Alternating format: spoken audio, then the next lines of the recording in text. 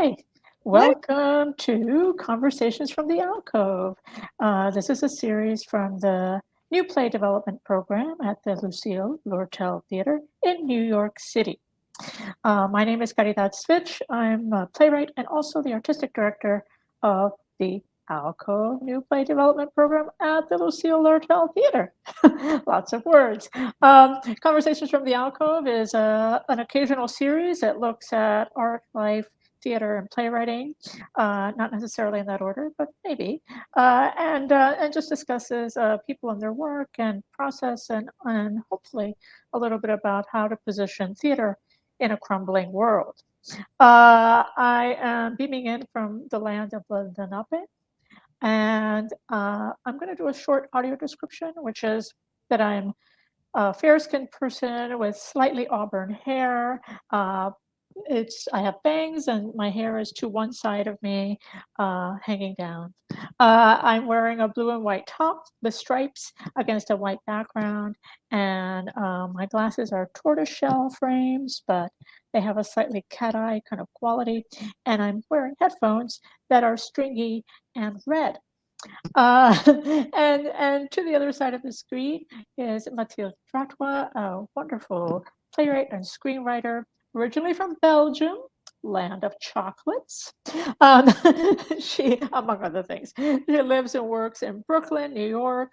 Her plays include Milk and Gall, which was at Theatre 503 in London, Dirty Laundry, which is about to be workshopped at Ojai Playwrights Festival when this interview goes live, and a very fiery play called A Play About David Mamet writing a play about Harvey Weinstein, among many other things. At the Lortel, Mathilde is one of our playwrights under micro commission, working on a new, untitled, maybe titled piece that we might touch on today. Welcome, Mathilde. Thank you. Thanks so much for having me. Excited to be here. Absolutely, my pleasure. Such a dream. So I wanted to start with a question that I'm asking everyone at the top of all of these, which is, we're living in the climate era, as it's called, and it feels like theater, although it's going through a lot of struggles, but it feels like theater could be a place where we can position ourselves as leaders in terms of thinking about how to write during and make theater during the climate era and what challenges it poses, but also maybe what opportunities it poses. So I wonder what you're thinking along those lines, if at all. And Yeah, it's an area that I am still thinking about, learning about. And one of the people that I am the most inspired by in that area is my friend Miranda Rose Hall. She has this amazing play called A Play for the Living in a Time of Extinction, I believe. Some of the smaller words might be wrong. But it's one of the most moving pieces I've seen. It's a one-person show about climate change, but also about grief, about personal grief and collective grief. It's funny, it's moving, it's beautiful, and it went on an international tour recently, and they completely rethought the touring model, which is something that has usually a pretty hefty carbon footprint. And there was one show, or perhaps several shows, where the theater grid was powered by an ensemble of cyclists. And so both in terms of form and content, they have been thinking about this a lot. She works with an ensemble called Love Dub Theater Company.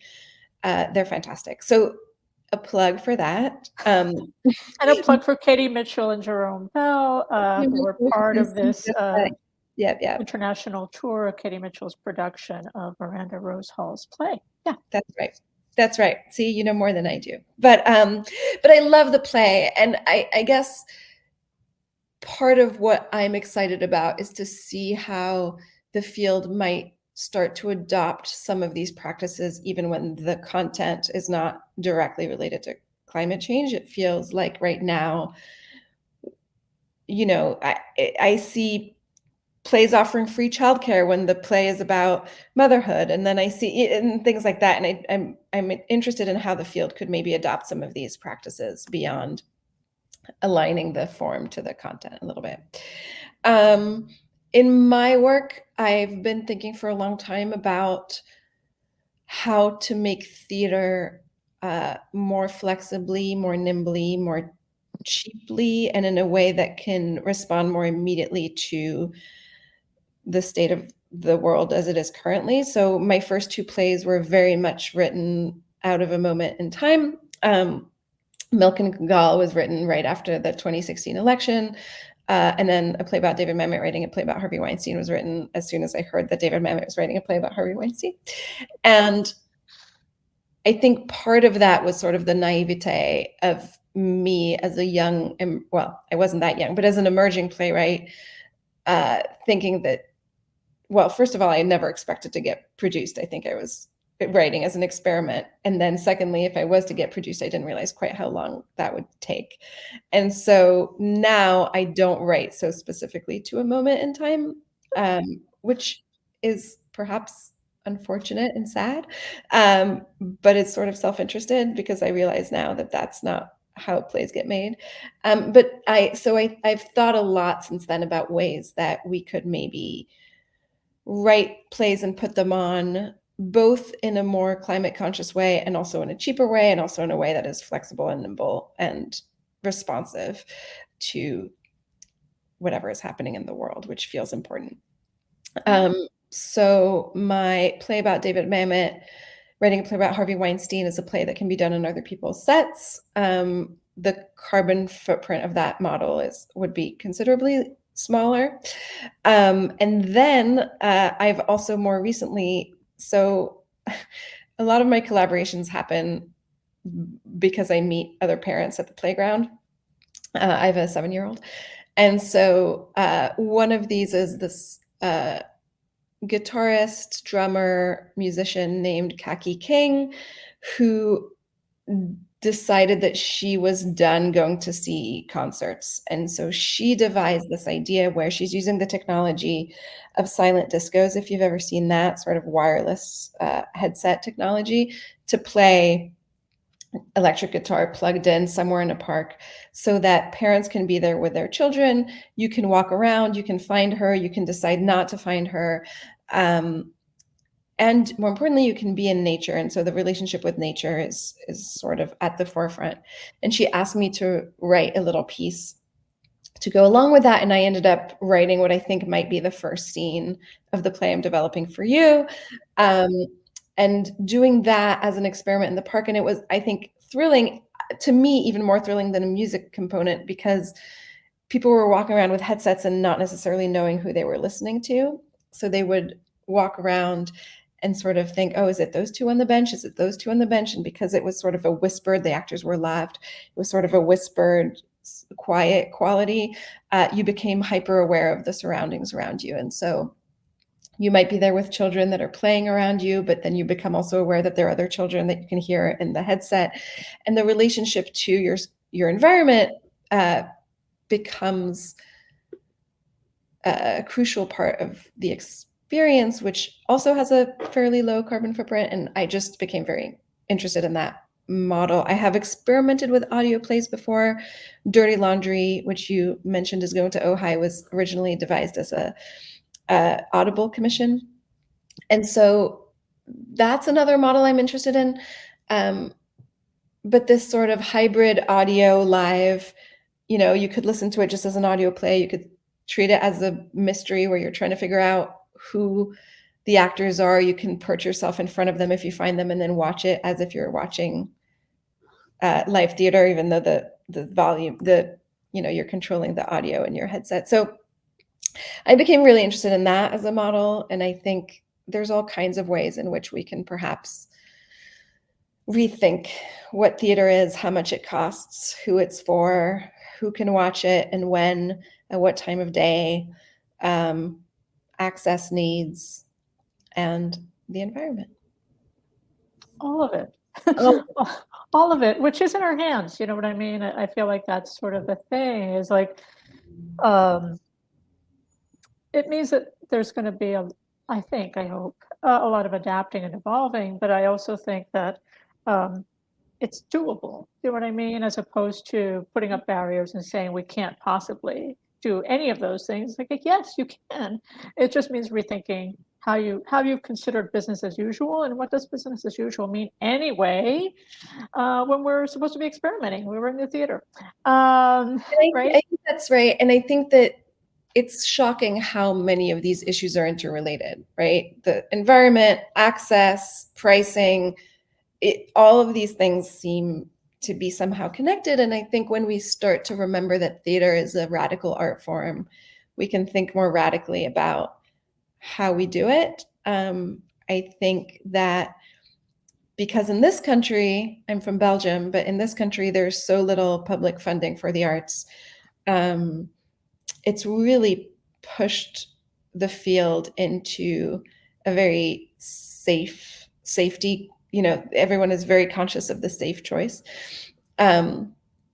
which feels sort of antithetical to what theater is for, to me. So. Yeah, and I also think that safety, in whose eyes, and who's determining the safety, right? Right, and most of the time that means budget, right? Right. That means budget, or it means a known title, known IP, maybe pre-existing IP that did well before once. Maybe it will do well again, question mark. And there was this article, where did I read it? I'm gonna forget where I read it. It was like 3 days ago, but it was talking about I won't say what it was related to, because that would not be nice, but but it was related to the idea of reviving shows, right? So, and I think there was one moment, it was like a review of a show that's on the West End, and it was saying, if you're going to revive a show on the West End, there better be a really good reason why you want to do that revival, like that the revival needs to have urgency behind it. It can't just be because I have a star or two, I want to revive. Do you know what I mean? Like, you have to, especially because that revival is taking up the space of what could be new work. Yeah. Right. So, and I think that this question, and I think it circles back to this idea of safety, because I think that sometimes, people are like, well, that was the safe choice. It was a hit like 10 years ago or 20 years ago. Let's bring it back and let's have stars. And I'm like, well, okay, all those things could be true.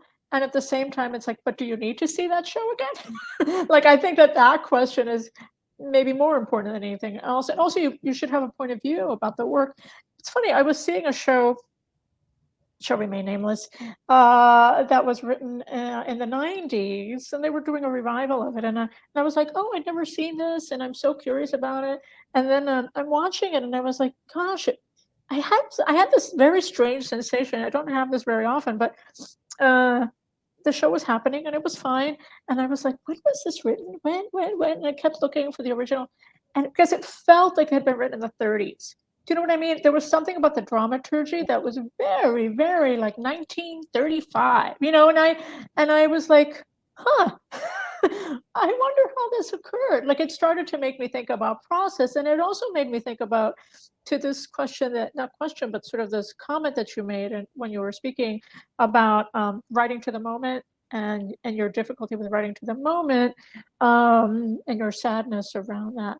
And I guess I'm just a little bit like, well, A, all plays are history plays, even if they're not calling themselves history plays. And B, but I also think there's something around, what does writing to the moment actually mean? Because it could mean a way of making theater, like the methodology, like, when there's like 5 plays and they all kind of are sort of riffing on the same thing, you're like, well, that is of the moment, right? Like, people are thinking about things in maybe a similar way, using similar forms to kind of articulate something in culture. So I guess I just wanted to bring that out, lift that out a little bit, and maybe like what you see as your shift as a writer around this question of to the moment writing.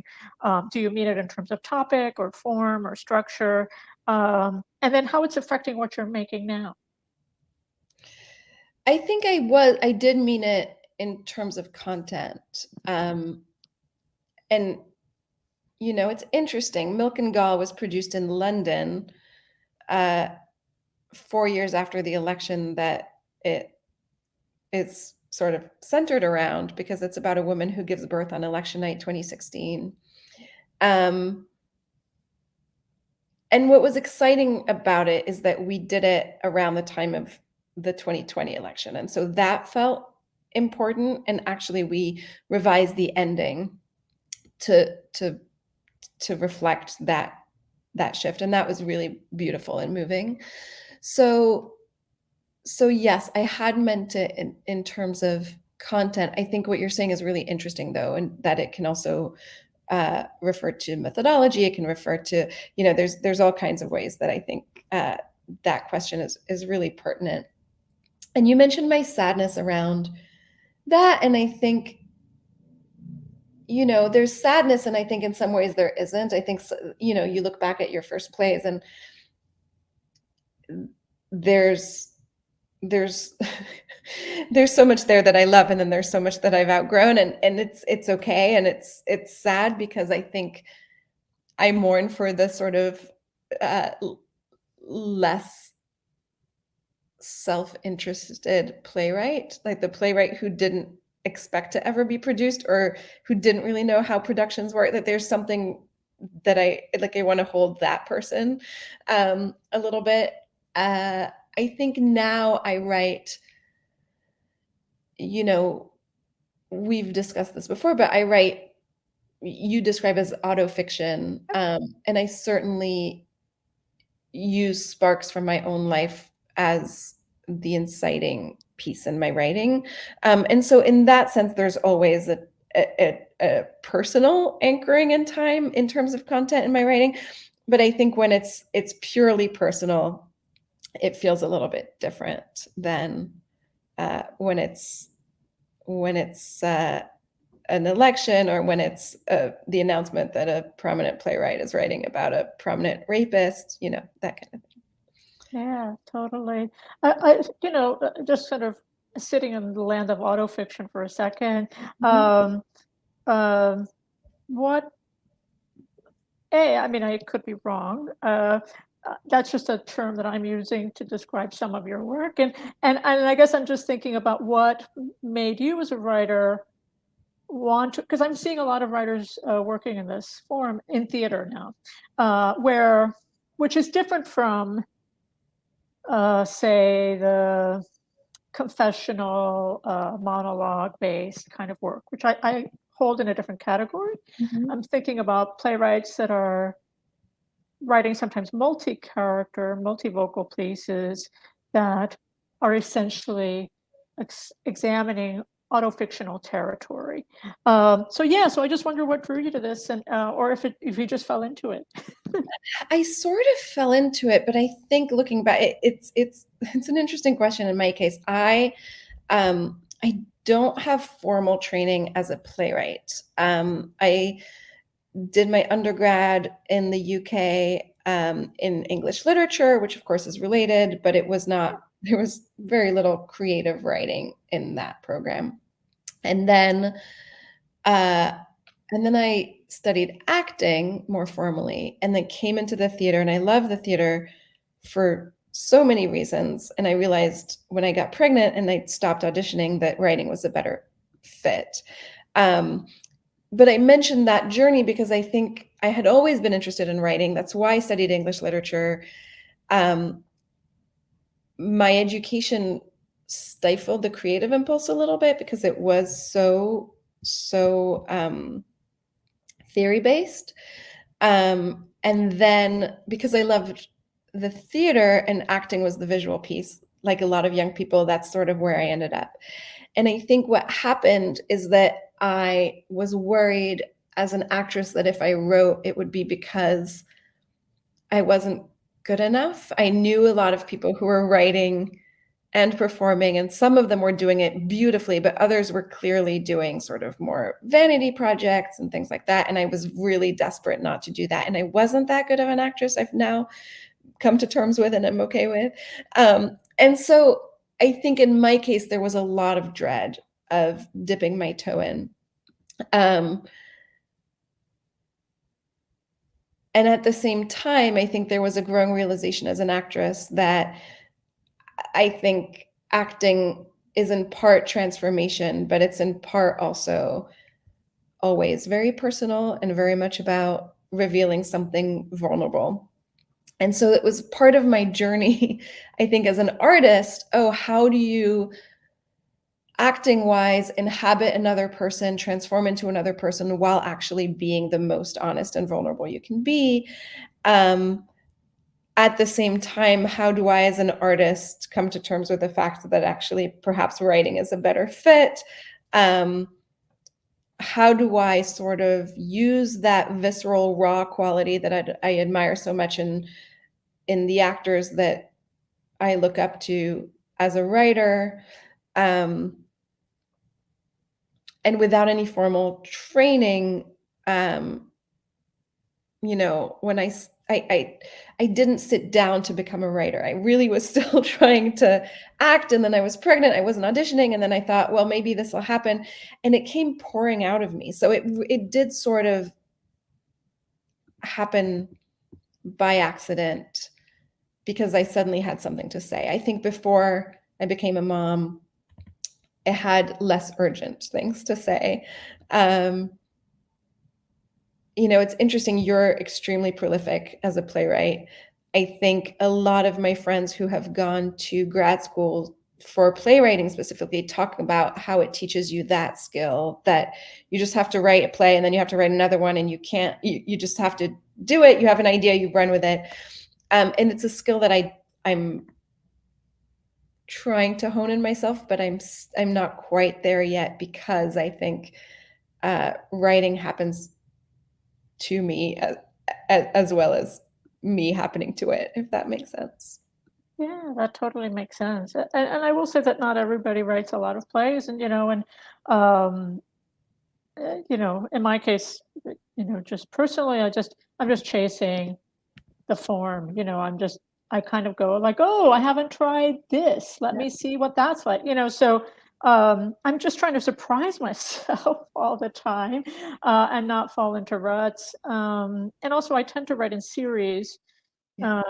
thematically related things, that feel like they're part of a group, just like a painter would do, like, 7 paintings that are examining the same field or something like that. So I think it comes from it's not really about like just churning stuff out. It's more like I'm hungry to kind of like dive into something and figure it out. And then when I feel I figured it out, then I'm done. Like, and I jump off to something else. As a place of growth, I think in a prior interview, which will air eventually in this series, there was a discussion about um, what happens when when you think you've met the limits of your known, right? Or what you think you know about theater, which I also think is like, how could you possibly know everything about theater? But anyway, but some writers have said, for example, that's it, I'm done, I figured it all out. I can now go write novels, and I guess I don't, I'm scared to be in that place, as a writer. Like, I was like, I don't want to know everything.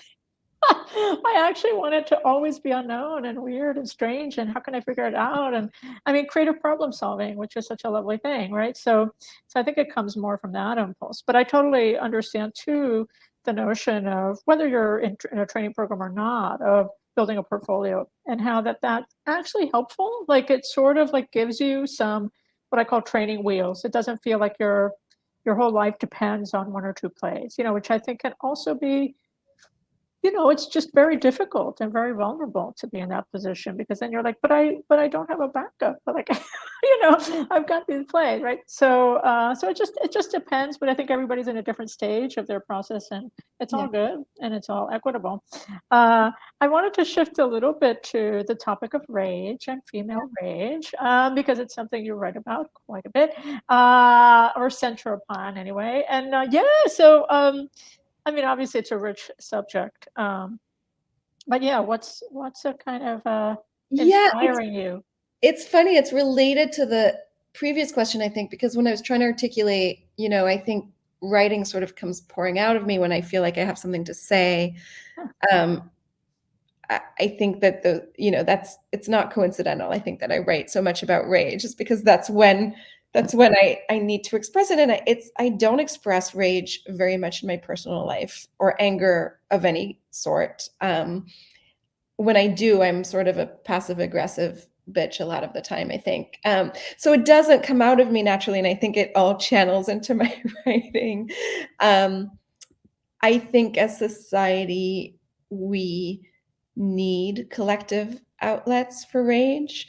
I think that we saw this huge spike in expression of female rage when Me Too happened, and it seemed very tied to that. And then it sort of like we had our time to feel it, and now we're done. And I feel very strongly that we're not done and that we weren't done before. And of course, there's this huge tradition of writers and other artists expressing female rage both before and since. But in my uh, sort of understanding of mainstream culture, it feels like it was in a box, compartmentalized. And now you can, now during Me Too, and my Me Too play about David Mamet and Harvey Weinstein.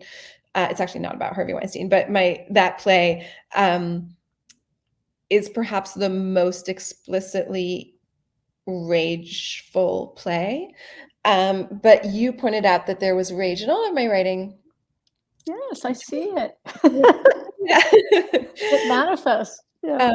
Which was really, it's there's something really cool when someone else identifies a thread in your work. I think that, yeah, it seems to be tied. My feeling of rage seems to be tied to um,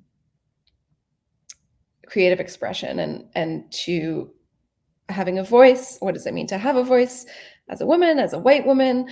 What does it mean as an able-bodied white woman? There's all these layers, and I think a lot of it, self-scrutiny and examination goes into it. But I think voice and anger and having a voice and expressing a voice and sometimes feeling stifled and sometimes feeling unable to express or unheard, those are all feel very tied to why I write and why I write for the theater. I think I was trying to think of what other threads exist in my writing. I think the other thing I'm really interested in is writing about the female body. And so my first play was about starts with a woman giving birth and then sort of follows her for a year as she reckons with both her new identity, the country's new identity after the 2016 election, but also her body and her relationship to her body, to breastfeeding, to intimacy, to her partner, to herself. And then there are ways in which that's explored in the David Mamet play, although less so. And in Dirty Laundry, it's explored through my mom's death and sort of what was happening in her body with cancer and how that actually ties into, I became fascinated by the fact that tumors grow in the same way that babies grow. Scientifically, like the term, it's carcinoembryonic growth. And the term is, embryonic because some cancers grow like embryos. And I became really fascinated. My mom had stomach cancer and her stomach swelled and it looked like she was pregnant, but it then turned black because there was necrotic tissue all over it. So then it was like she had this dying pregnancy. It was so visceral and it felt so connected to where I was in my life as a young mom. And so now in this new play, I'm exploring sort of female desire and sexuality, which, now that I think of it, in the Mamet play, even though it's less tied to bodies, I am interested in wanting, and how, in that case, it's also tied to the creative act of playwriting. How do we write plays in which we're taught that a play should be, I want a thing and I go and get it. And what happens when you live in a body that's not allowed to want or doesn't feel like your desire is given the same weight as wanting in other bodies. So I think bodies and I think rage, and I bring it up because I think those two things are connected. And I think that violence on the female body in the world right now, with what we're seeing with the loss of right to abortion, with, when you look at mortality rates of mothers in this country, particularly women of color, there's all kinds of ways in which violence to our bodies feels tied to voicelessness and our inability to express ourselves. And so I think those are things that I write about, and I think I write about them deliberately sometimes, and then also sometimes sort of despite my best intentions. Yeah, I hear you. Patriarchy and misogyny, right? Yeah, times. Working against the autonomy of Yeah. women's bodies and anybody deemed other than. Yeah. Yeah, I wanted to just pick up a thread that you mentioned before about audio and theater, specifically around Dirty Laundry, because it's an unusual case of it lives on Audible. You can download it, you can rent it. Hello, people, rent Dirty Laundry. But also, maybe I'm wrong about this, but I assume that you're also interested in having a live stage version of it appear and happen someday. So how are you sitting between those two camps, and how do you position that as for yourself as a writer? Yeah, I mean, with that play, that's the entire focus of my workshop in Ojai is, okay, Okay, I've made this as an audio play. How does it now right. function? And that play has a chorus. And so I'm curious about that, and spatially, how does the chorus live alongside the other characters? I don't want a split screen play where the chorus is on one side and the actors are on the other. And so how might that work, and how might it look, and do they become aware of each, the chorus is aware of the actors, but do the actors become aware of the chorus or not? And what does that mean? But it's a good question, because I believe very strongly in writing for the medium that you're writing in. In terms of why I write theater, I think part of what I really like is I like writing that's theatrical. And I think the reason it's funny, I've started writing for film and TV, and my agents, it's a new venture. I'm not by any means doing it well. But it's exciting in some sense, and in some other ways it's not. And I think part of the reason is my agents send out my plays as samples. People really like them, and then they go, "Great, we'd like her to write, but can you please write this for this medium in this way?" And they don't realize that what they like about my plays is that they come straight out of me, from me. They're not based on IP at all. They're based on my life, and that they are theatrical and play with the form. And when you were talking earlier about sort of your formal exploration as a drive for you as an artist in the creation process, I don't know that I do it the way you do it, where you're interested in one thing and you sort of do it in a series, et cetera. But I do, I have a chorus in a play. I have magical realism in a play with Hillary Clinton climbing out of a television. I have, and all kinds of other things in that one. I have sort of a meta play with the David Mamet play. So I'm interested in ways that limitations can spark creativity in the theater. I don't think it's interesting when magic happens on screen, because we know there's no, how did they do that, right? They just did it because they did it with special effects, is usually the answer. It doesn't feel exciting, and doesn't feel alive, and it doesn't feel thrilling in the same way. It doesn't feel collaborative as an art form in the same way. And perhaps that's because I'm not yet respected enough as a film and TV writer to get to put my foot down, but it feels like you get notes and it's your boss and they're paying you, but Yes, they own it, right? You right. don't own, You you don't do own it. you do if you write a film, or if you write Correct. and then you sell it. But Yeah, in this case, I'm writing for hire. I don't own anything. right. They're paying me, which is fantastic, because it's not the same kind of money that I make in other ways, but it means that it's a job and they get to tell me what to do. And so it doesn't feel like a true collaboration. I've not yet gotten to get to a stage where we're doing a table read or anything like that. I don't get any control over when that might happen. Whereas in the theater, I can invite my friends over around, have some pizza and read something.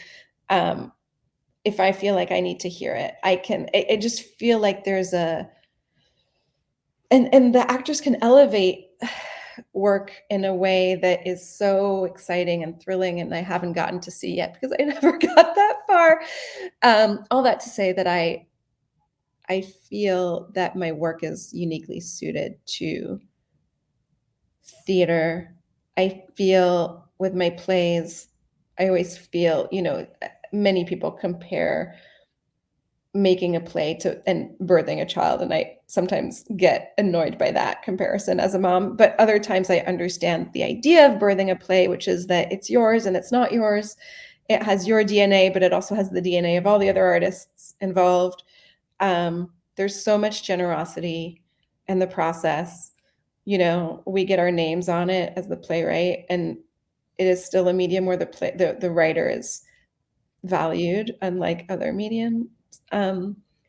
But all these other people, it's not. I know playwrights that have gone and written novels, and I don't know how they do it. I'm fascinated and curious, but I need to have other people come in. I like the length. I don't want to write something that's 400 pages or 700 pages long. I need to be able to write a thing and then move on. But I need the other people, and I need them to make it something other than what I have made it. That's the most thrilling piece to me.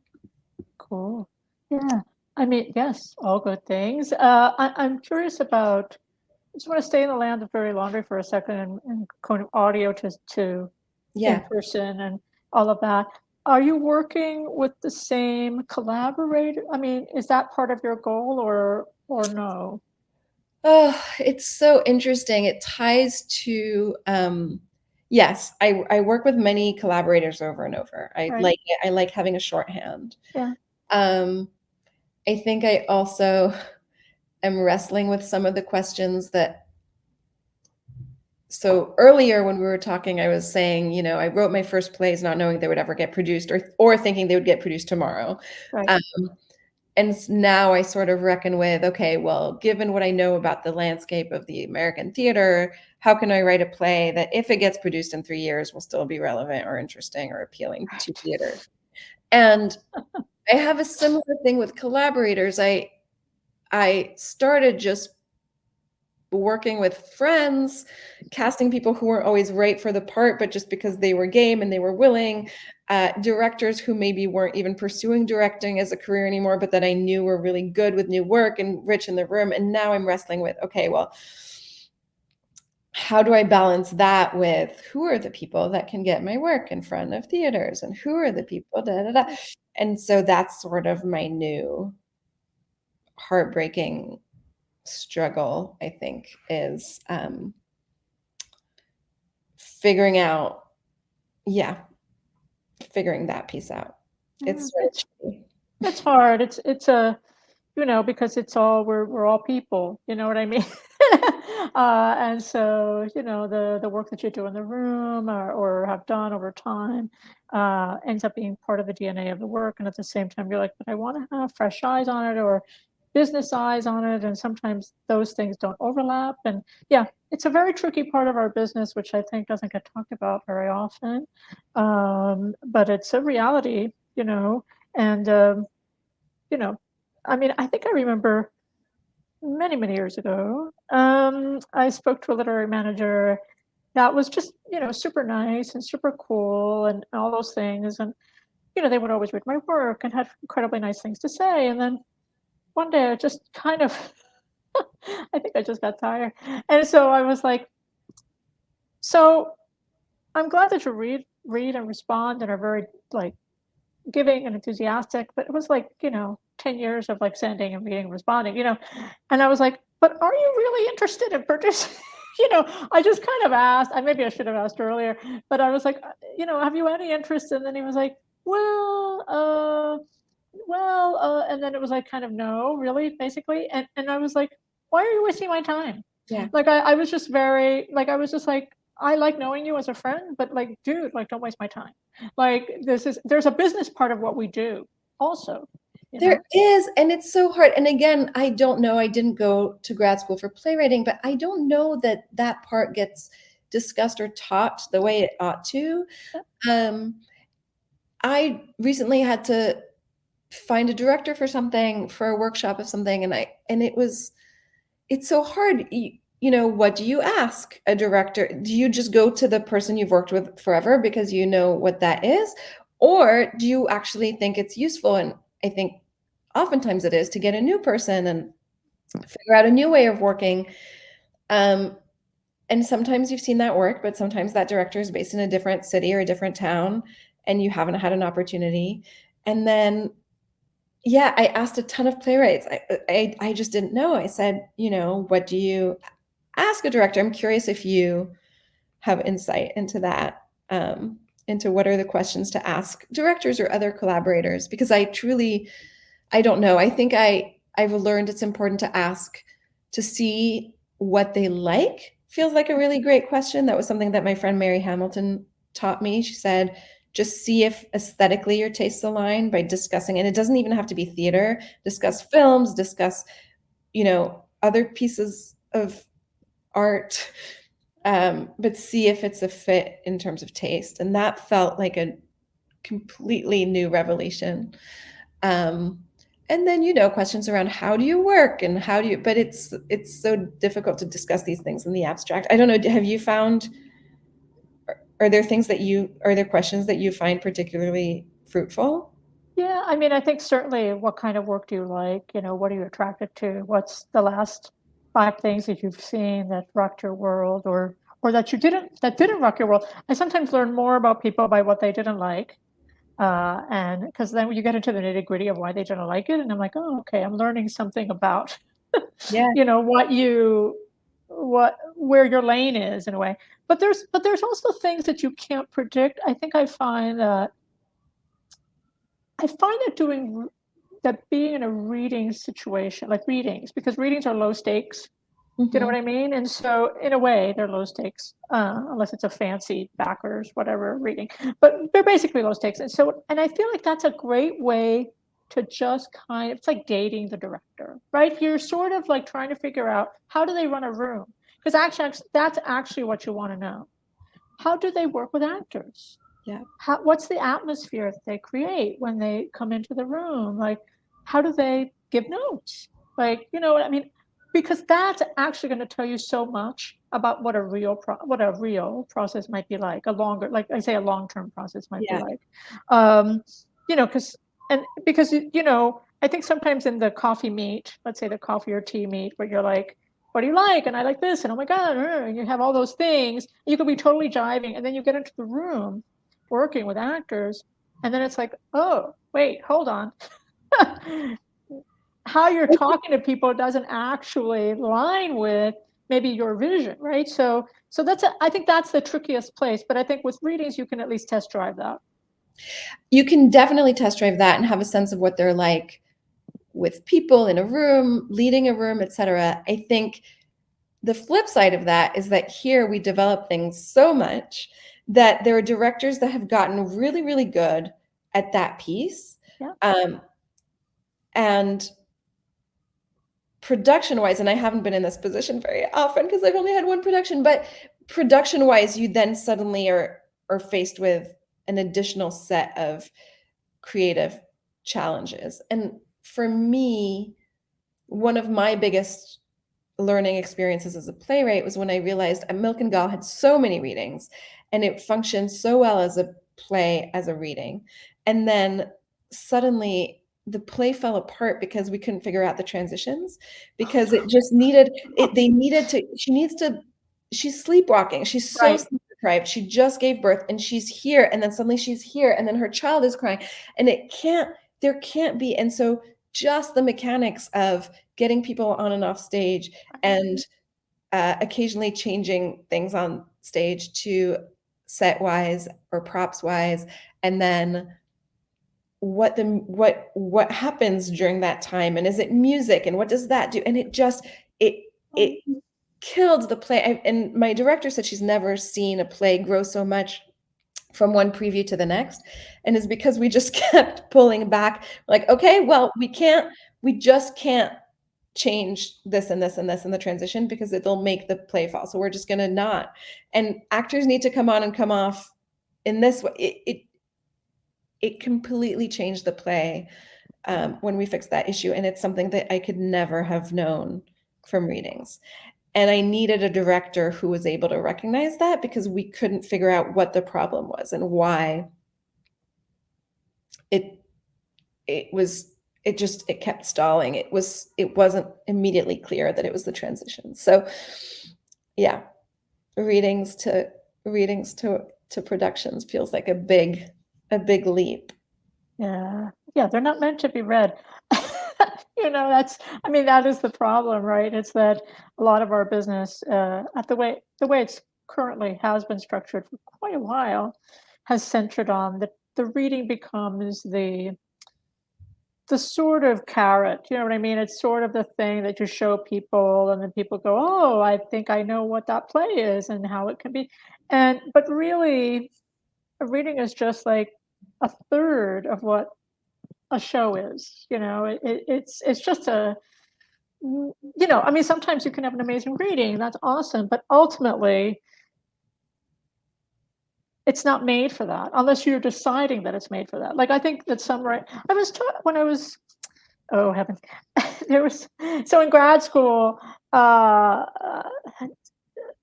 think I can say this, which is that sometimes we were told to, because the reading circuit is so, there's so much of it, make sure it works in the reading, like write something that works in a reading, and of course I would always be dismayed at this directive, because I was like, but that's not the point, really.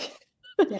But it does mean that certain projects can have, as you said, multiple readings, and you get to meet different people in different cities and different collaborators, and a lot of momentum can go behind a play from a lot of readings, right? That then pushes it into potentially a production, slot.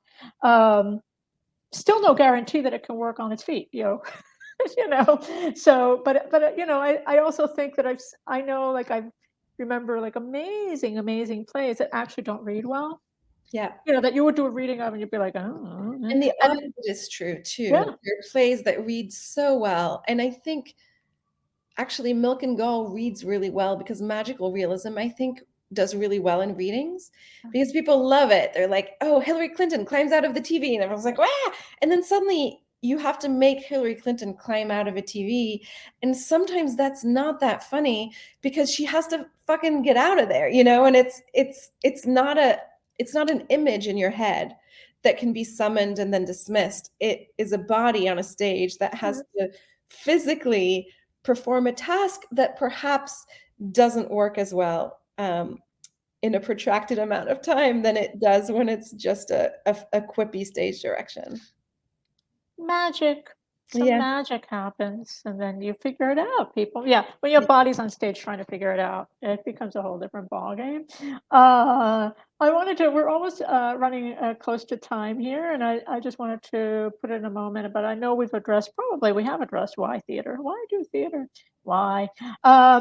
In a crumbling world. But are there other things you're thinking about, or maybe work that's inspiring you at this moment? Work that's inspiring me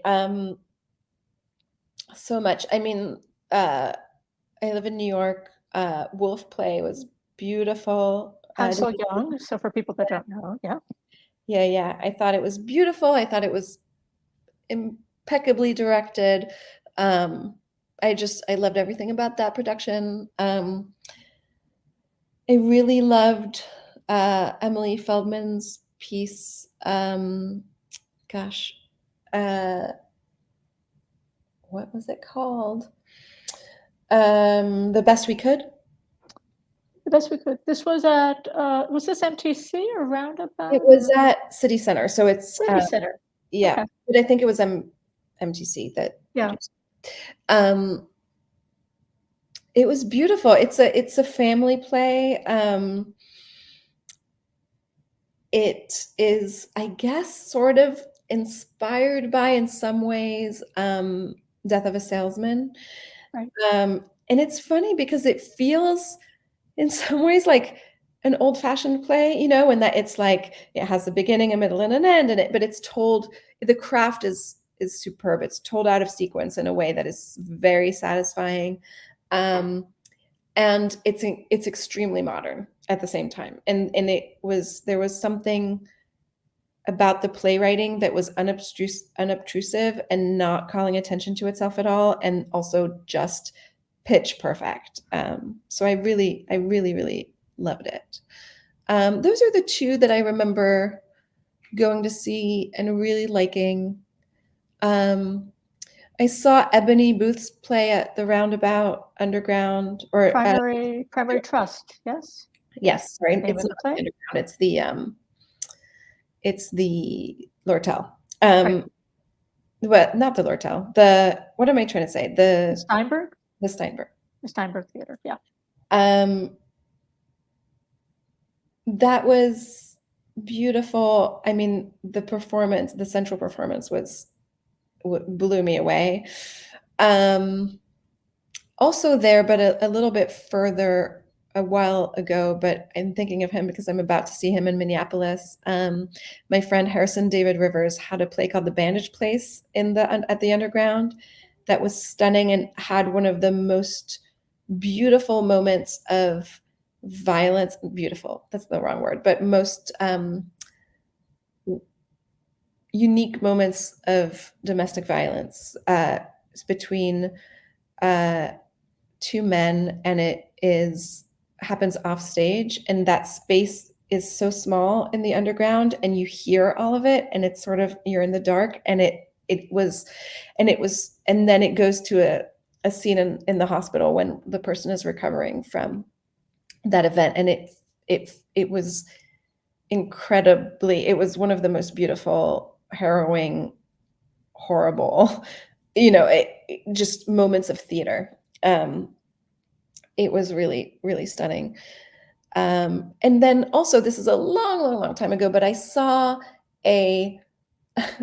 only because I'm thinking about violence on stage, because it's something I've been thinking about, and it connects to rage, and it connects to desire, and it connects to all kinds of things. But one of my most memorable moments of stage magic was in a Robert Lepage show at BAM many years ago, and there was a rape depicted on stage where a woman was standing in a t-shirt and sort of light colored clothing. She was a white woman. She was standing on one side of the stage. On the other side of the stage was a man who was topless, and all these other actors behind him whose hands kept touching him and coming on him. And it started with one, and then two, and then three, and suddenly there's all these hands. And it was being filmed, live, and projected onto the woman. And so as an audience member, you see this woman standing on stage, and you see all these hands touching her. And you also know that no one is touching her, and that she as a person is completely safe. And on the other side of the stage, you see the stage magic of how it's being done. And it felt so violent, much more so than I think any other more straightforward moments of violence that I've seen. And it also felt so safe. And so sometimes in moments of violence, I worry for the actors. And I think that's why I responded so well to Harrison's piece too, because it's happening off stage and I'm hearing it, but I also am not made to look at something that either feels fake or that makes me highly uncomfortable for the performers. And that felt super exciting. And it's something I'm thinking about because I'm writing about sex and intimacy, and because I write about rage and anger. And so all of these things feel like they coalesced in these two moments of stage violence. Yeah, I hear you. Yeah, it's so important. I worry so much about performer safety. uh, I yeah, either worry about their safety or I don't buy the right. danger. There's something you can't have both unless you do something like what these 2 artists did, which felt Yeah. really Figure out a different way to make it work if you're going to represent, um, yeah, an action that's extreme. yeah. So difficult. So difficult. My heavens, so many things we could talk about. This has been so lovely, and but we're out of time. So, what I'll say to anyone out there eventually viewing this, currently viewing it when we go live, that please check out Mathilde Dratwa's work. Beautiful writing. Look for it on stages near you, in your ear near you, on Audible. And what we'll do next is, follow the series. We have different conversations with playwrights, talking about art, life, and the world. And yes, what I'll do next is hit end of recording, but we'll stay on here just to say some goodbyes on the back end. For now, thanks for everyone out there. See you Thanks soon. so much for having me. Yay. Thank you.